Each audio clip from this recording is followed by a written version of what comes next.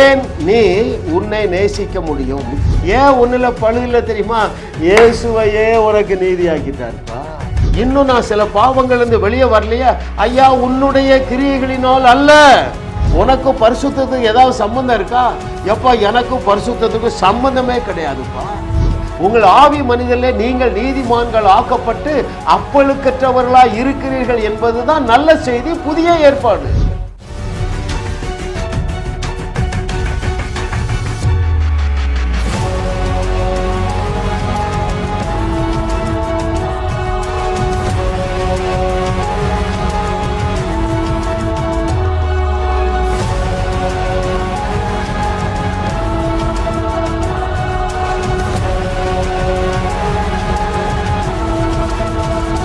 நம்முடைய செய்திகளை கேட்கிறவர்கள் கர்த்தர் நல்லவர் என்று ருசி பார்க்கிறார்கள். தேவ நன்மைகளை சுதந்தரிக்கிறார்கள்.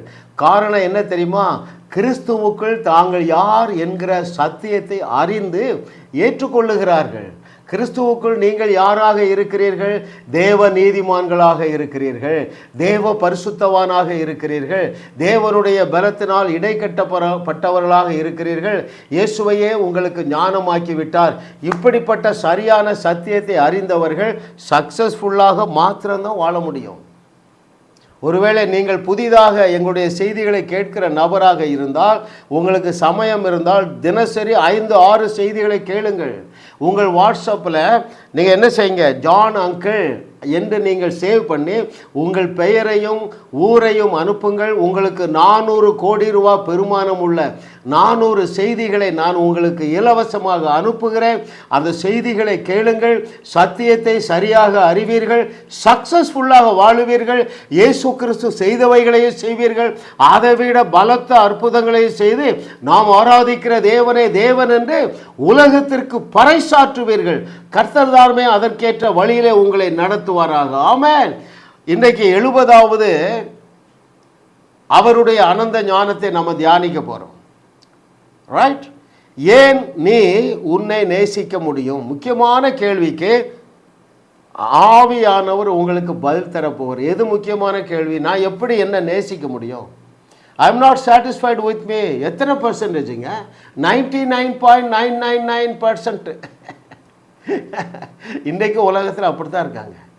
நான் இதெல்லாம் செய்துட்டேன், ஆகையினால என்னால் நேசிக்க முடியல, இதெல்லாம் செய்யலை, ஆகையினால என்னை நேசிக்க முடியவில்லை என்று நீங்கள் தவித்து கொண்டு இருக்கிறதுனால தான் நீங்கள் என்ன செய்ய முடியல? தேவனை விசுவாசிக்க முடியவில்லை.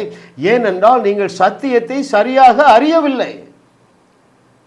உங்களுடைய நீதியை வைத்து கொண்டு தேவனிடத்தில் செல்லவே முடியாதுங்க. தேவன் உங்களை விசுவாசத்தினாலே உங்கள் ஆவி மனிதனை நீதிமானாக மாற்றி வைத்திருக்கிறாரே, அதை நீங்கள் அறிந்து கொள்ளுவீர்கள் என்றால். ரைட்? இப்பொழுதை போல ஒரு சாதாரண வாழ்க்கை வாழ மாட்டீர்கள். ஒரு கேள்வி, ஏன் உங்களை நீங்கள் நேசிக்க வேண்டும்? அல்லது நான் ஏன் என்னை நேசிக்க வேண்டும்? முக்கியமான கேள்வி. நீங்கள் உங்களை நேசிக்காவிட்டால் நீங்கள் விசுவாசத்திலே பலவீனமாக இருப்பீர்கள். ரைட்? அந்த தாவீது செய்த அக்கிரமங்களை அவன் எண்ணிக்கொண்டு இருந்தால் அவனை தன்னாலே நேசிக்க முடியாது. நான் பலவீனன், நான் குப்பை, நான் பாவி என்கிற பொய்யை தான் நம்புவான். ஆனால் அவன் என்ன சொன்னான்? அவனை தேவனால் உயர்த்த முடிந்ததற்கு காரணம் தன்னை குறித்து அவனுக்கு ஒரு திருப்தி இருந்ததுங்க. அதையெல்லாம் நம்ம பின்னால் பார்க்க போகிறோம் பாருங்க. விசுவாசிக்காவிடில் தேவனிடமிருந்து நன்மையை பெற்றுக்கொள்ள முடியாது. ஆகவே உங்களால் தேவனை விசுவாசிக்க முடியாதபடி பிசாசானவர் உங்களுக்கு சதா குற்ற உணர்வை தருகிறான். அவை எல்லாவற்றையும் இன்னைக்கு டீல் பண்ண போகிறோம். நீங்கள் உங்களை குறித்து திருப்தியாக வாழுவீர்கள். வாக்குத்தத்தம் பண்ணப்பட்டுள்ள அத்தனையை நீங்கள் பெற்று ருசி பார்ப்பீர்கள். என்னுடைய எண்ணங்களிலும் செயல்களிலும் நான் பூரணமாகும் போதுதான் என்னை என்னால் நேசிக்க முடியும் என்றால் அது ஒரு நாளும் நடக்காது. நான் திரும்ப சொல்லட்டுமா? நான் இந்தந்த காரியங்கள்லாம் செய்யலை. என்ன செய்யலை? 40 நாள் உபவாசம் பண்ணலை, 3 நாட்கள் உபவாசம் பண்ணலை, காலையில் எழுந்து 2 மணி நேரம் என்னால் முழங்காலில் நிற்க முடியல, இப்படியெல்லாம் நீங்கள் நினைக்கிறதுனால உங்களை உங்களால் நேசிக்க முடியவில்லை. எனவே உங்களுடைய விசுவாசமாகிய கப்பல் பலவீனமடைந்திருக்கிறது. ஜாக்கிரதையாக இருந்து மனம் திரும்புங்கள். எனக்கு பிரியமானவர்களே, அது ஒரு நாள் நடக்காதுங்க. ஒரு நாள் நீங்கள் உங்களை திருப்திப்படுத்தவே முடியாது. எப்பொழுது நீங்கள் திருப்தியாக வாழ முடியும் தெரியுமா? எப்பொழுது நீங்கள் உங்களையே நேசிக்க முடியும் தெரியுமா? உங்களுடைய ஸ்டாண்டர்டு என்ன? உங்களுடைய ஆவி மனிதனில் தேவன் உங்களை எந்த அளவுக்கு உயர்த்தி வைத்திருக்கிறார் என்கிற சத்தியத்தை நீங்கள் அறிந்து கொள்ளுவீர்கள் என்றால் நீங்கள் உங்களை நேசிக்க தொடங்கி விடுவீர்கள். ஹல்லேலூயா. நம்மை நாமே தாழ்த்தி கொள்ள பிசாசுக்கு வைடு ஓப்பனாக கதவை திறக்கிறோம். நீ பாவி உள்ளே வந்துட்டான், நான் குப்பை உள்ளே வந்துட்டான், நாம் அவர்களுக்கு இரையாவோம் உள்ளே வந்துட்டான். ஜாக்கிரதையாக இருங்க அருமையானவர்களே. நீங்கள் பிசாசுக்கும் கதவை திறக்கலாம், தேவனுடைய ஆசீர்வாதங்களை பெற்றுக்கொள்வதற்கும் கதவை திறக்கலாம். ஹல்லேலூயா. எப்பொழுது நீங்கள் பிசாசுக்கு கதவை திறக்காமல் தேவனுக்கு கதவை திறந்து எப்பொழுது உங்களை நேசிக்க முடியும் தெரியுமா? when you know certain truth, சில சத்தியங்களை நீங்கள் அறிந்து கொள்ளுவீர்கள் என்றால் நீங்கள் உங்களை நேசிக்க முடியும். முதலாவது சத்தியம் பாருங்க, உங்களுடைய ஆவி மனிதனைத்தான் தேவன் பார்க்கிறாருங்க. ஆவியான தேவன் உங்களுடைய ஆவி மனிதனைத்தான் பார்க்கிறார். It is fully qualified. உங்களுடைய மாமிசமும் உங்களுடைய சிந்தையும் எப்பொழுதுமே பாவத்தில் தான் இருக்கும். நீங்கள் செய்கிற பாவத்திலே பங்கு பெறாதபடி உங்களுடைய ஆவி மனிதனை சீல் பண்ணிட்டாரு. நீங்கள் ஒரு தவறு செய்கிறீர்கள், ஒரு பொய் சொல்லுகிறீர்கள், தவறான படத்தை பார்த்துடுறீங்க, அதிலே உங்களுடைய ஆவி மனுஷன் ஈடுபடுகிறதே இல்லை. ஏனென்றால் எபேசியர் 1:13 சீல் பண்ணிட்டாரு. ஆவியான தேவன் உங்களுடைய ஆவி மனுஷரை மாத்திரம்தான் பார்க்கிறார். உண்மையை சொல்லட்டுமா? உங்களுக்கு ஒரு ரகசியத்தை சொல்கிறேன். உங்களுடைய ஆவி மனுஷன் தான் மெய்யான நீங்கள். எத்தனை பேர் புரிஞ்சு கொள்ளுறீங்க? Right? You are a spirit being. நீ ஒரு ஆவியான மனுஷன், அதுதான் மெய்யான நீ. ஹல்லேலூயா. அது முற்றிலுமாக பரிசுத்தமாக்கப்பட்டு இருக்கிறது என்பதை நீங்கள் அறிஞ்சிட்டீங்கன்னா என்ன செய்ய மாட்டீங்க? உங்களை நீங்கள் வெறுக்க மாட்டீர்கள். ஒரு பாவம் செய்துறீங்க அல்லது சில நன்மை செய்யாமல் விட்டுறீங்க, ரைட்? வசனம் சொல்லுது, தரித்திரருக்கு இறங்குங்கள் என்று சொல்லி ஒரு ஏழை வந்து கேட்குற, உங்கள் கையிலையும் ஒரு 10 ரூபா இருக்குது, நீங்கள் கொடுக்காமல் போயிடுறீங்க, குற்ற உணர்வு அடைய மாட்டீர்கள், உங்களை நீங்கள் குறைவாக நினைக்க மாட்டீர்கள். 24/7 என்னை நான் நேசிக்க ஆரம்பித்த வியாதி போயிற்று, வியாகுலம் போயிற்று, குழப்பம் போயிற்று, பயம் போயிற்று. ஹல்லேலூயா. Thank you Lord for your goodness. What a loving daddy.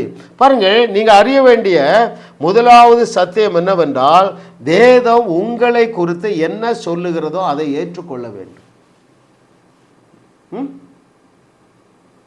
இருங்கள் என்று சொல்லவில்லைங்க, இருக்கிறீர்கள் என்று சொல்லுகிறது.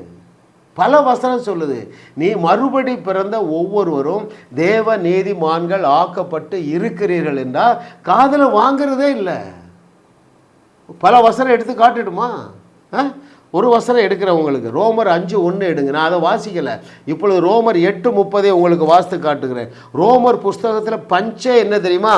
தேவன் நமக்கு இயேசுவையே தேவ நீதியாக மாற்றிவிட்டார், இப்பொழுது நாம் அப்பழுக்கற்றவர்கள். ரோமர் 8:30 வசனத்தை நீங்கள் மனப்பாடம் செய்யுங்க. நீங்கள் ஒரு பாவம் செய்தாலும் குற்ற உணர்வு அடைய மாட்டீர்கள். அது என்ன சொல்லுகிறது பாருங்கள், எவர்களை முன்குறித்தாரோ அவர்களை அழைத்தும் இருக்கிறார், எவர்களை அழைத்தாரோ அவர்களை நீதிமான்களும் ஆக்கியும் இருக்கிறார். மதம் என்ன சொல்லுது? நீ ரட்சிக்கப்பட்டிருக்கிறா, நீ எப்படி இருக்கணும்? பரிசுத்தமாக வாழு, நீதியாய் வாழு. தேவன் என்ன சொல்ற? எப்ப நீ நீதிமானாக தான் இருக்கிறாய், ஆகவே நீ நீதியாய் வாழுவாய். நீங்கள் நீதிமான்களாக இருக்கிறீர்கள் என்பதை நீங்கள் அறிந்து கொள்ளுவீர்கள் என்றால் அநேக பாவ எண்ணங்களிலிருந்து லகுவாக நீங்கள் வெளியே வருவீர்கள். இன்னும் அதே வசனம் என்ன சொல்லுது பாருங்க, எவர்களை நீதிமான்கள் ஆக்கினாரோ அவர்களை மகிமைப்படுத்தியும் இருக்கிறார். டீல் ஓவருங்க.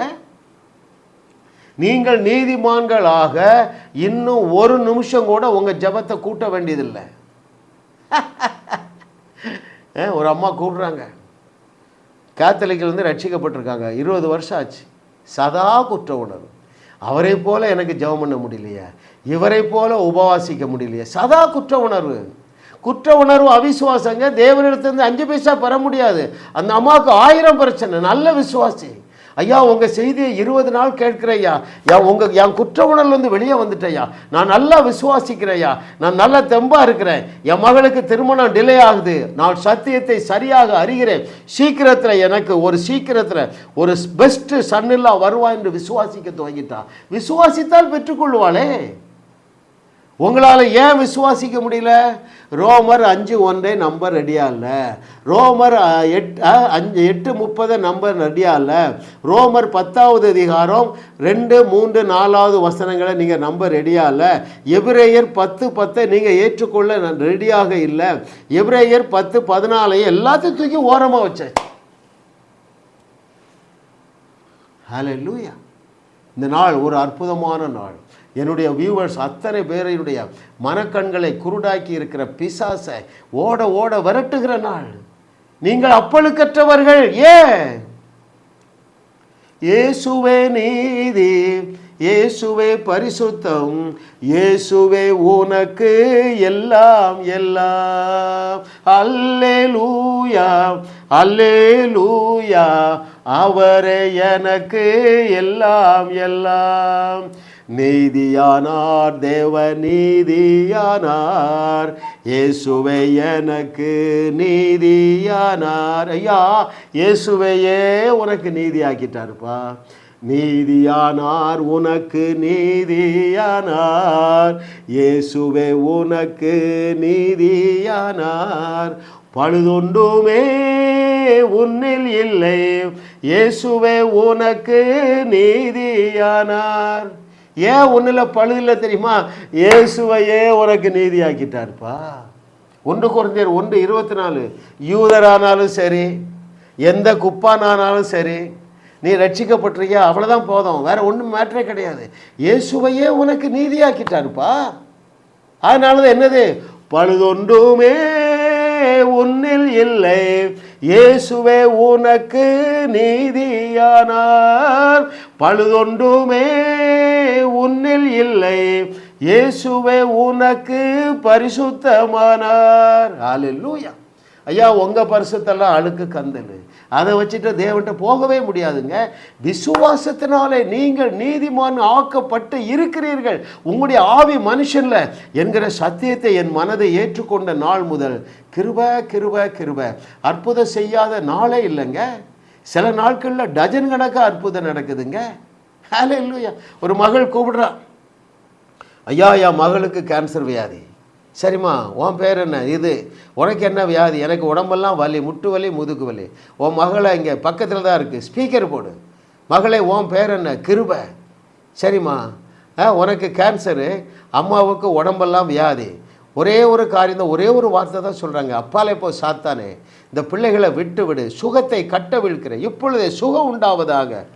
ஐயா 10-20 செகண்டில் 10 வியாதியை ஓடிட்டுப்பா. ஏன்?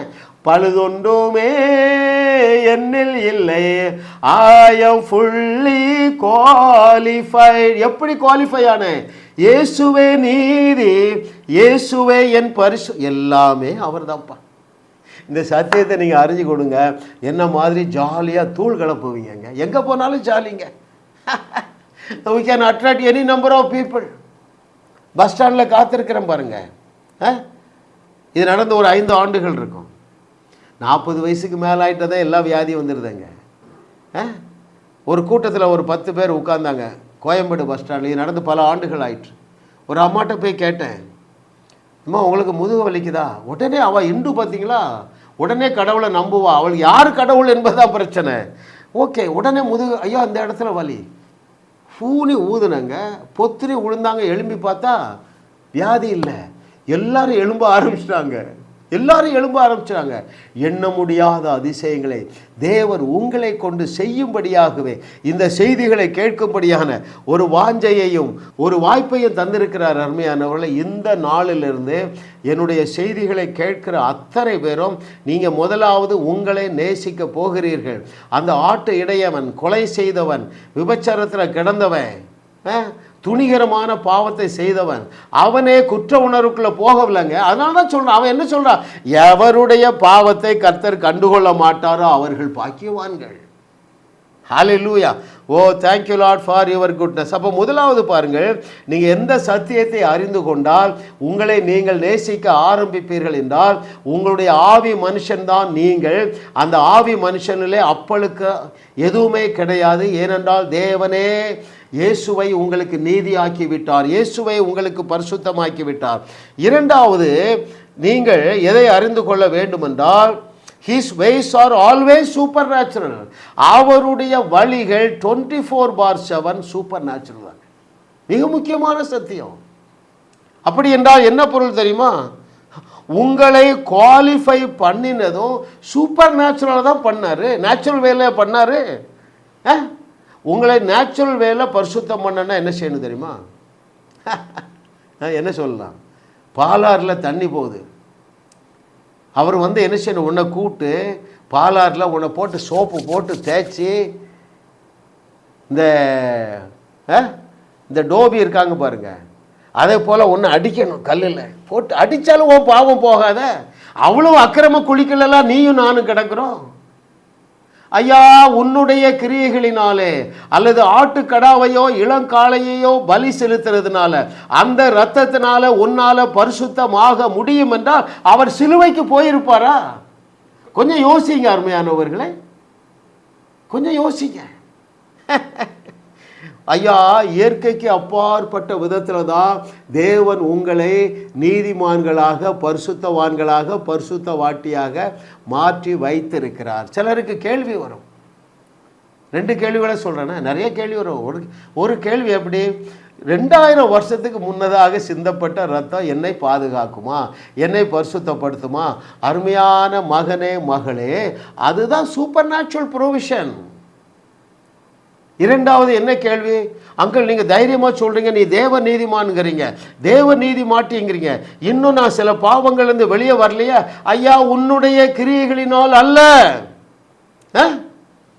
ஹல்லேலூயா. கர்த்தாவே நன்றி ஆண்டவரே, நன்றி நன்றி நன்றி.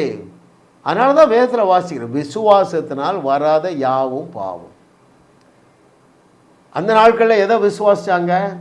தங்களுடைய பாவங்கள் எல்லாம் இந்த ஆட்டுக்கடா மேலே வைக்கப்படுகிறது, அதை பலி செலுத்தும் போது அந்த ரத்தம் என்ன பரிசுத்தப்படுத்துகிறது என்று சொல்லி பழைய ஏற்பாட்டில் யூதர்களால் விசுவாசிக்க முடியும் என்றால், உனக்காக எனக்காக சிலுவையில் 2000 ஆண்டுகளுக்கு முன்பதாக நம்முடைய மூத்த சகோதரன், பாவமே அறியாத அவன் தன்னுடைய இரத்தத்தை சிந்தினாரே, அந்த இரத்தத்தினால நீ மீட்கப்பட முடியாது, நீ பரிசுத்தவானாக மாற்ற முடியாது என்று எப்படி நீ நம்புறா?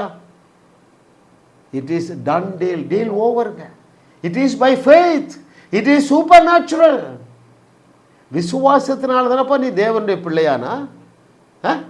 நம்முடைய தேவனுக்கு ஒரு மனைவி இருந்து அவன் மூலமாக தேவன் உன்னை பிள்ளை பெற்றெடுத்தார். விசுவாசத்தினால நீ எப்படி தேவனுடைய பிள்ளையானையோ அதே போல விசுவாசத்தினால நீ பரிசுத்தமாக்கப்பட்டு இருக்கிறாய். கேட்பதற்கு காதுள்ளவர்கள் கேட்க கடவர்கள். Hallelujah. Oh thank you Lord for your goodness. Hallelujah. ஐயா, தேவன் உங்களை எப்படி பார்க்கிறாரோ அப்படி நீங்கள் பார்க்க பழகுங்க. ரைட்? யோவான் அப்போஸ்தலன் உங்களை எப்படி பார்க்கிறானோ அப்படி நீங்கள் உங்களை பார்க்க பழகி கொள்ளுங்கள். யோவான் அப்போஸ்தலன் 1 யோவான் 4:17 என்ன சொல்கிறாரு? அவர் இருக்கிற பிரகாரமாக நாமும் இந்த பூமியில் இருக்கிறோன்னா, சல்யூட். எனக்கு ரொம்ப ஈஸிங்க, நான் விசுவாசிக்கிறேன். ஐயா, உங்களால் விசுவாசிக்க முடியும். இதுக்கு மேலே ஒன்று போயிட்டார் பாருங்க, இயேசு கிறிஸ்து. அவர் எல்லளவும் பொய்யுரையாத இறைமகன். என்ன சொல்லிட்டாரு? தேவ வசனத்தை பெற்றுக்கொண்டவர்கள் தேவர்கள். தேவன் பாவம் செய்ய முடியுமா? தேவன் பாவியாக முடியுமா? நீங்கள் இயேசு கிறிஸ்துவுடைய வார்த்தையின்படி தேவர்களாக இருக்கிறதுனால உங்கள் பாவங்கள் சிவேர் என்று இருந்தாலும் நீ பாவியாக முடியாது. எஸ், அதாங்க பைபிள், அதுதான் cross. That is the supernatural blessing of the cross. That is the supernatural terrific power of the cross. பயங்கரமான இயேசு கிறிஸ்துவுடைய சிலுவையினுடைய வல்லமை என்ன தெரியுமா? உனக்கும் பரிசுத்தத்துக்கு ஏதாவது சம்பந்தம் இருக்கா? எப்பா, எனக்கும் பரிசுத்தத்துக்கு சம்பந்தமே கிடையாதுப்பா. ரைட்? என்னுடைய மூத்த சகோதரனாகிய இயேசு கிறிஸ்துவுக்கும் பாவத்துக்கும் சம்பந்தம் கிடையாது. ஒரு வசனம் நான் உங்களுக்கு வாசிக்கிறேன். 2 கொரிந்தியர் 5வது அதிகாரம் 17வது வசனம் மிக முக்கியமான வசனம். இதை நீங்கள் மனப்பாடம் செய்து கொள்ளுங்க. நாம நீதிமான் ஆகக்கூடாதுங்க, தேவ நீதிமான் ஆகணும். எத்தனை பேருக்கு புரியுது? ரெண்டுக்கும் வித்தியாசம் இருக்கு. உங்கள் கிரியைகளினால் நீங்கள் தேவ நீதிமான் ஆக முடியாது, மனித நீதிமானாகத்தான் ஆகலாம். வசனம் வாசிக்கிறேன். 2 கொரிந்தியர் 5:21. நாம் அவருக்குள் தேவனுடைய நீதி ஆகும்படிக்கு பாவமறியாத அவரை நமக்காக பாவமாக்கினார். ஹல்லேலூயா. பரிசுத்தம் அறியாத என்னை தேவன் பரிசுத்தமாக்கினார், பாவம் அறியாத அவருடைய குமாரனை பாவமாக்கினார். ஏன்? தேவ நீதிமான் ஆகும்படி, தேவ பரிசுத்தவான் ஆகும்படி. ஹல்லேலூயா. Thank you Lord for your goodness. What a loving daddy. ஓ, இயேசு கிறிஸ்து உன்னை எப்படி பார்க்குறாரோ அப்படி நீ பாரு. என்ன நடக்கும் தெரியுமா? நீ உன்னை நேசிக்க ஆரம்பித்துருவா. உன்னுடைய விசுவாசம் பெருகி கொண்டே இருக்கும், விண்ணை தொட்டு கொண்டே இருக்கும். நீ இன்னும் தேவை என்று தேவனிடத்திலே கேட்பதற்கு முன்பதாகவே உன்னுடைய பேங்க் அக்கௌண்ட்டில் கோடி கோடியாக கொட்டிடும். புரிந்து கொண்டவர்கள் பெற்றுக்கொள்வீர்கள். ஏன்?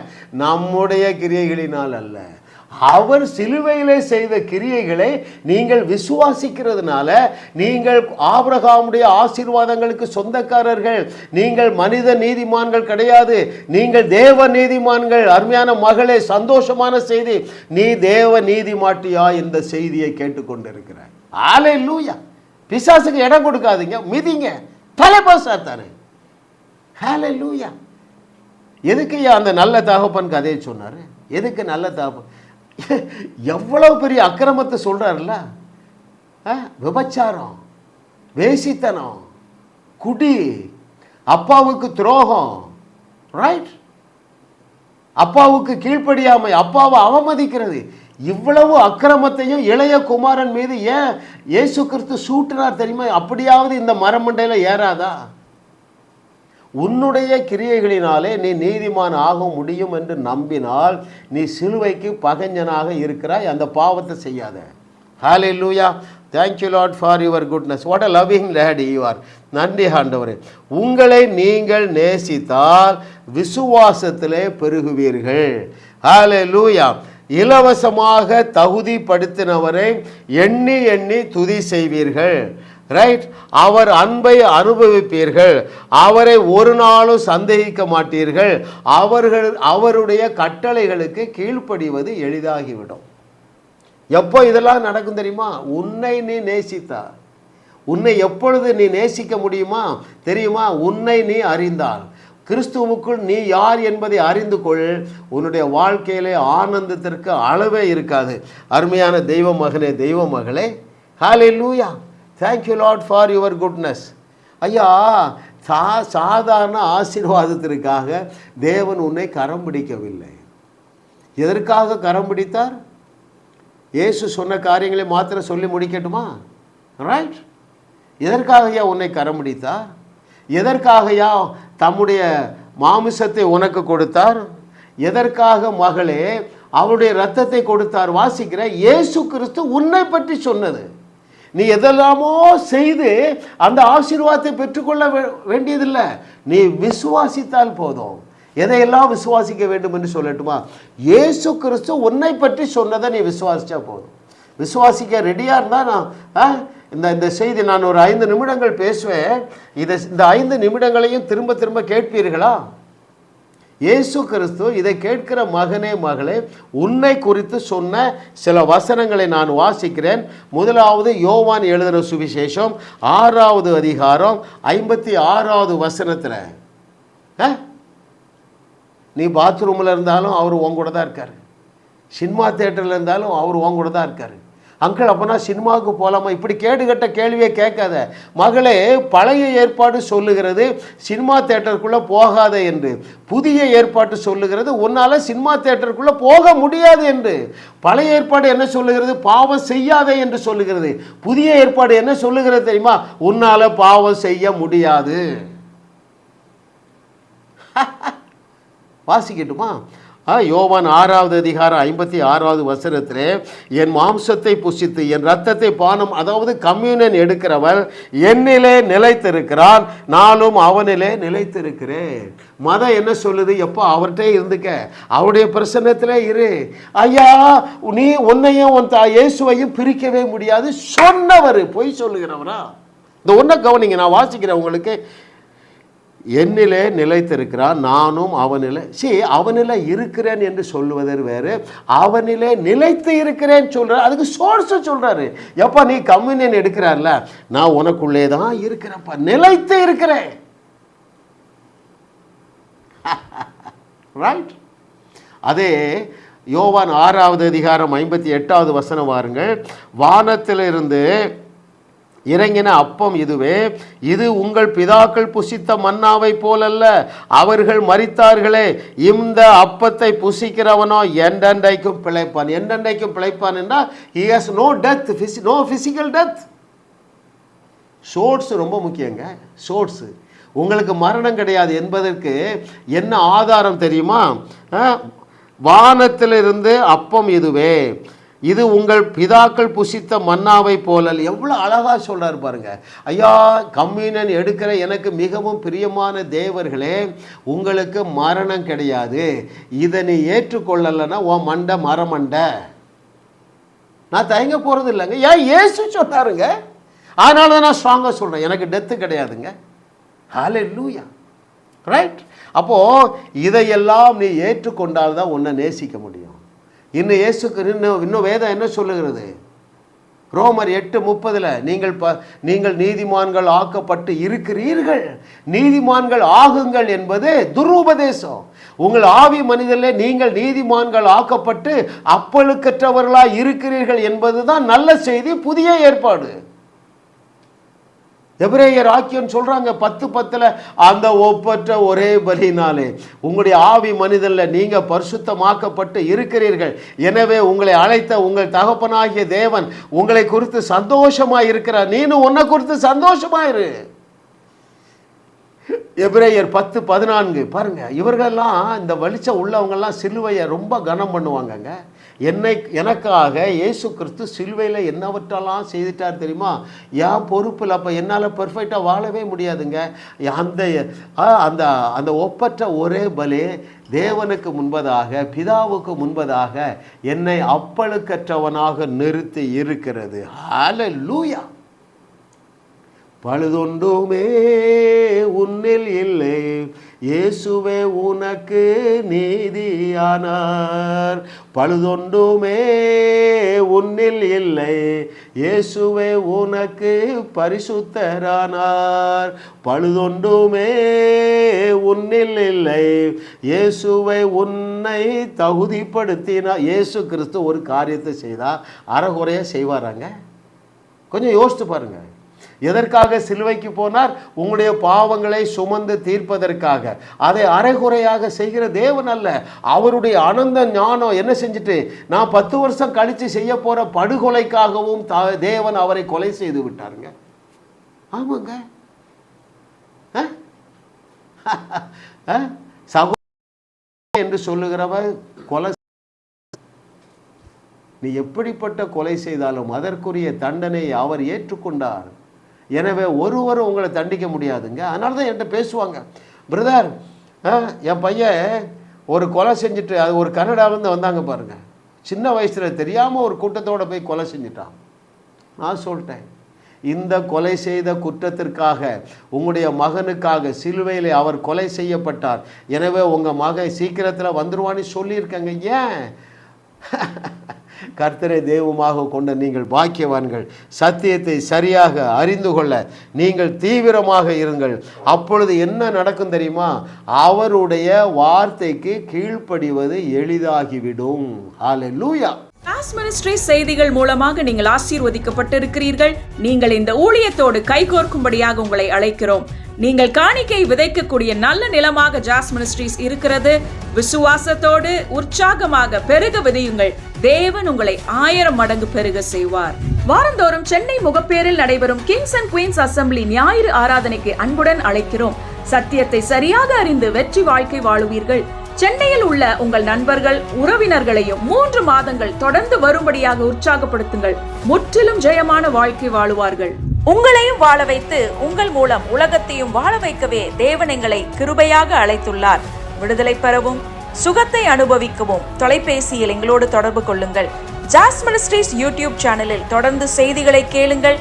சப்ஸ்கிரைப் செய்யுங்கள். வீடியோக்களை லைக் செய்து பலரோடும் பகிர்ந்து கொள்ளுங்கள். அவர்களும் ஆசீர்வதிக்கப்படட்டும்.